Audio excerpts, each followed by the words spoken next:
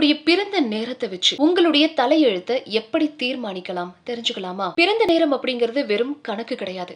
அது பிரபஞ்சத்துக்கும் உங்களுக்கும் இடையிலான ஒரு தொடர்பு புள்ளி. இந்த நேரத்தை வச்சு உங்க ஜாதகத்தை நீங்க கணிக்கும் போது உங்கள் பலம் மற்றும் பலவீனங்களை துல்லியமா தெரிஞ்சுக்க முடியும். பல நேரங்கள்ல நமக்கு திறமை இருந்தும் வெற்றி கிடைக்காம போகிறதுக்கு நம்ம ஜாதகத்தில் இருக்கிற கிரக நிலைகள் அந்த நேரத்துக்கு சாதகமா இல்லாததுதான் காரணமா இருக்கும் அப்படின்னு சொல்லப்படுது ஜோதிட ரீதியா. காலையில 8 மணிலிருந்து நண்பகல் 12 மணி வரைக்கும் பிறந்தவங்களா இருந்தீங்க அப்படின்னா சொசைட்டில அதிக செல்வாக்கு இருக்கிறவங்களாகவும் நட்பு வட்டாரம் பெரிதா கொண்டவர்களாகவும் இருப்பீங்க. இவங்களுக்கு மத்தவங்களுக்கு உதவி செய்யறதுல அதிகமா ஆர்வம் இருக்கும். அதே சமயத்துல மதிய வேளையில, அதாவது சூரியன் உச்சத்துல இருக்கும் போது பிறந்தவங்களா இருந்தாங்கன்னா தொழில மிகுந்த உயரிய இடத்தை பிடிப்பீங்க. உங்களுக்கு புகழ் மற்றும் அங்கீகாரம் உங்களை தேடி வரும். ஆனா நீங்க கொஞ்சம் பிடிவாத குணம் கொண்டவங்களா இருக்க வாய்ப்பு இருக்கு. மாலை நேரத்துல பிறந்தவங்களா இருந்தாங்கன்னா ரொம்பவும் கலை உணர்வு மிக்கவர்களாகவும் கற்பனை திறன் கொண்டவர்களாகவும் இருப்பாங்க. இவங்க மத்தவங்களோட பழகுறதுல கொஞ்சம் மென்மையான போக்க ஃபாலோ பண்ணுவாங்க. இரவு நேரத்துல பிறந்தவங்களுடைய வாழ்க்கை கொஞ்சம் ரகசியங்கள் நிறைஞ்சதாவே இருக்கும். இவங்க எதையுமே ஆழமா சிந்திப்பாங்க. இரவு 12 மணியிலிருந்து அதிகாலை வரைக்கும் பிறக்கிறவங்க